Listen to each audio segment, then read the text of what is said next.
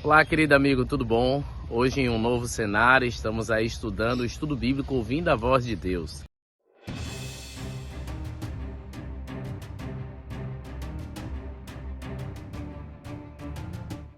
Chegamos aí à lição número 9, a verdade sobre a morte. Esse é um tema que em muitos lugares é polêmico, porque as pessoas, cada uma, querem chegar à sua interpretação sobre esse aspecto da morte. Mas, na verdade, o que a Bíblia fala sobre isso? Lembre-se que aqui a gente está estudando a palavra de Deus e a gente precisa ver o que a palavra diz sobre isso. Como a gente sempre faz, a gente vai deixar a referência de alguns textos, alguns a gente vai ler na Bíblia e outros a gente vai apenas citar para que você possa ir acompanhar, tá certo? Mas a Bíblia, ela mostra um processo de como a gente foi criado e esse processo nos ajuda a entender o processo da morte e também a volta de Jesus nos ajuda a entender esse aspecto da morte. Vamos então para a nossa primeira pergunta. A primeira pergunta é: que matéria Deus usou para criar o homem? Gênesis, no capítulo 2, verso 7, nos ajuda a entender que matéria foi que Deus usou. Diz assim, ó, verso 7. Então formou o Senhor Deus o homem do pó da terra, lhe soprou nas narinas o fôlego de vida, e o homem passou a ser alma vivente. Então, olha, como foi que Deus criou o homem? Foi o fôlego de vida mais o pó da terra. Foi a combinação, então, desses dois. Fôlego de vida e pó da terra. Grave bem isso que vai nos ajudar a entender nessa temática sobre a morte. Como a Bíblia se refere à alma, e aqui é onde muita gente se confunde e muitas crenças até surgiram. Eu vou deixar a referência de 3 textos, mas vou ler um só, tá certo? Ezequiel 18:4, Gênesis 46:27, Deuteronômio 10:22. Então Ezequiel 18:4, vamos lá olhar Ezequiel 18:4, diz assim: eis que todas as almas são minhas, como a alma do Pai, como a alma do Filho, e é minha. A alma que pecar, essa morrerá. Então, olha, se alma fosse espírito, como é que alma peca?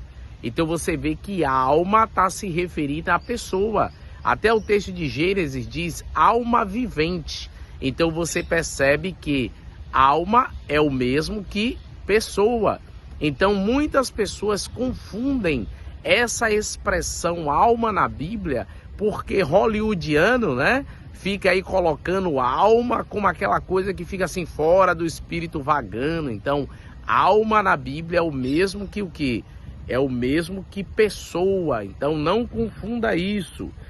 Todas as almas são minhas, o texto diz. Portanto, a alma significa pessoa viva. Isso aqui é muito importante também nesse estudo sobre a morte. Terceira pergunta: o que acontece com a pessoa, a alma vivente, quando morre? A gente vai usar aqui agora uma sequência de textos que, como eu disse a vocês, entendendo sobre a vida, entenderia sobre a morte, e eu vou deixar a relação de alguns textos para você entender sobre isso. Primeiro, o corpo volta ao pó, é Gênesis 3:19. Então, no processo da morte, o pó volta à terra. Então, como Deus usou o pó na criação, ele volta para a terra. Não sei se você já viu uma pessoa quando entra em decomposição, depois de um bom tempo, quando você abre o caixão, até os ossos viraram o quê? Viraram pó. E já foram feitos testes onde aquele pó tem as mesmas elementos químicos que o pó, né, a areia da terra, né, a própria terra. Então você vê que até a argila, todos esses elementos que a gente usa para a limpeza de pele, eles utilizam o quê? Utilizam terra.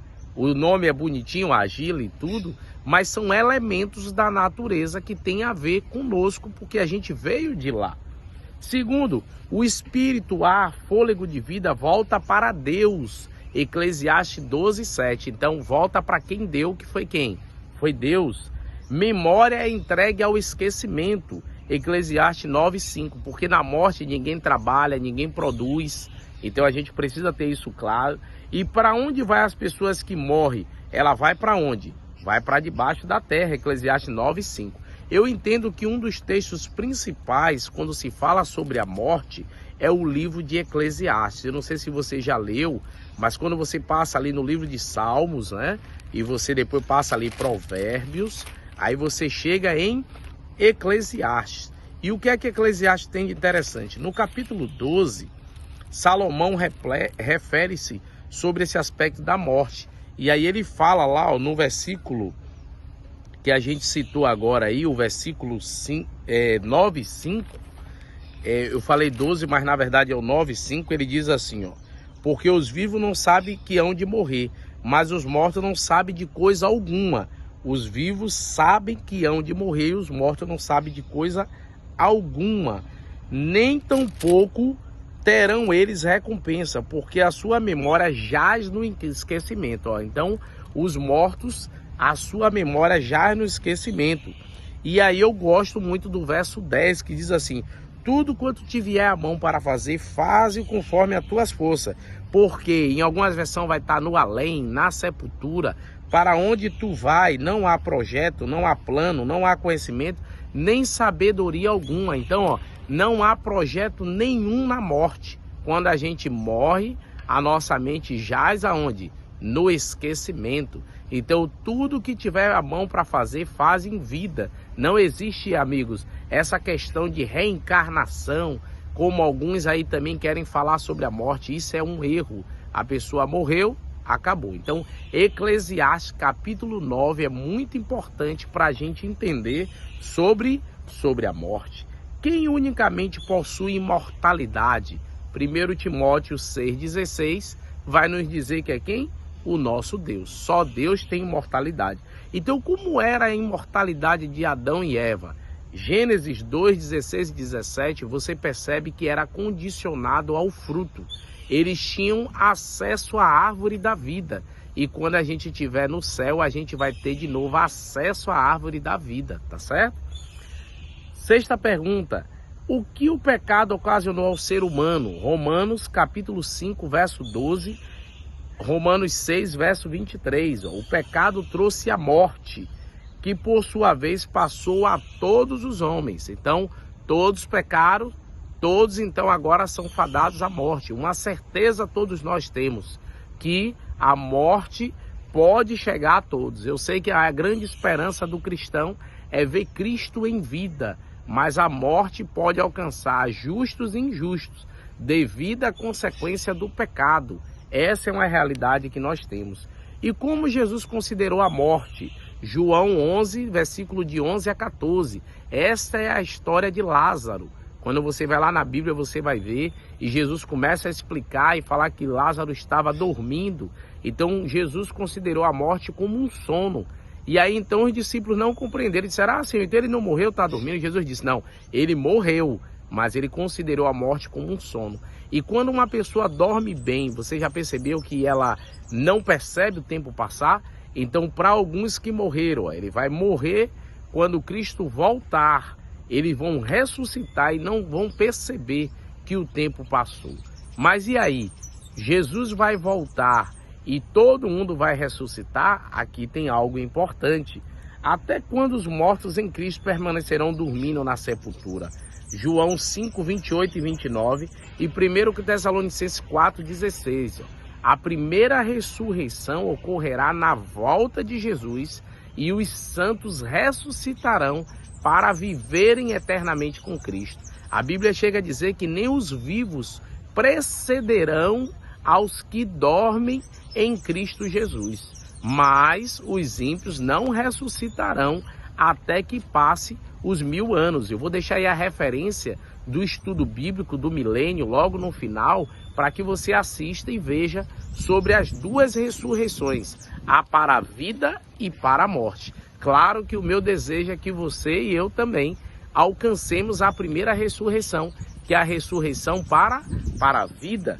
E qual será a recompensa dos que participarem da primeira ressurreição? 1 Coríntios capítulo 15, verso 51 ao 53. Vamos lá dar uma olhada? 1 Coríntios capítulo 51 a 53 diz o seguinte, ó. 1 Coríntios capítulo 15, 51 a 53 diz: eis que vos digo um mistério, nem todos dormiremos, mas transformados seremos todos, num momento, nem num abrir e fechar de olhos, ao ressoar da última trombeta. A trombeta soará, os mortos ressuscitarão incorruptíveis, e nós seremos transformados, porque é necessário que esse corpo corruptível se revista da incorruptibilidade e que o corpo mortal se revista de imortalidade. Então, queridos, o que vai acontecer? Nós receberemos a imortalidade em um abrir e fechar de olhos. Nós seremos revestidos dessa imortalidade que Cristo nos concederá. E nós agora teremos acesso à árvore da vida, né? Mas Deus ali nos glorificará na vinda de Cristo. E nós acreditamos numa imortalidade também da transformação do corpo. Alguns creem nessa imortalidade do espírito e a gente crê em uma renovação e transformação do corpo também. O texto diz até, um outro texto, que a gente receberá um novo nome, vestes brancas, simbolizando justiça, e Deus assim concederá para cada filho seu. E a nossa recapitulação é: Deus fez o homem do pó da terra e soprou nele o fôlego de vida. Então o homem se tornou alma vivente. A alma na Bíblia é uma pessoa. A morte é um estado de inconsciência. Jesus a considerou um sono. Os mortos não sabem de coisa alguma. Quando a pessoa morre, a mente se apaga. O corpo volta ao pó e o fôlego de vida volta a Deus. Os mortos justos ficarão na sepultura até a volta de Jesus. Meu querido, meu apelo para você neste dia é que você creia em Jesus, que Ele é aquele que pode ressuscitar a todos que morreram crendo nele, que Ele é o príncipe daqueles que morrem, porque como Cristo morreu e ressuscitou, Ele também trará em vida todos aqueles que creram nele. Você crê em Jesus e na salvação nele? Você crê que Ele tem poder sobre a morte? Se você crê, escreva aí no comentário: eu creio que a verdade da salvação ocorre em sua vida também. Vamos orar juntos? Querido Deus, ó Pai, abençoe-nos, Senhor, neste dia, que a Tua misericórdia se renove em nós, que a Tua bênção recaia sobre a nossa vida, que possamos, Senhor, acreditar e confiar em Ti, que o Senhor tem a chave do celeiro do céu, que o Senhor tem a chave e o poder contra a morte, e esse será o último inimigo a ser vencido, como a Bíblia diz, porque Cristo tem o poder para isso, e nós confiamos, ó Pai, em Teu poder. Cuida de nós no nome de Cristo Jesus. Amém, Senhor. Que Deus te abençoe, querido, e guarde. E não se esqueça que aqui no canal temos também meditação, estudo da lição de jovens e de adultos. E a sua presença é sempre importante em nosso meio. Um abraço, que Deus te abençoe. Tchau, tchau, querido.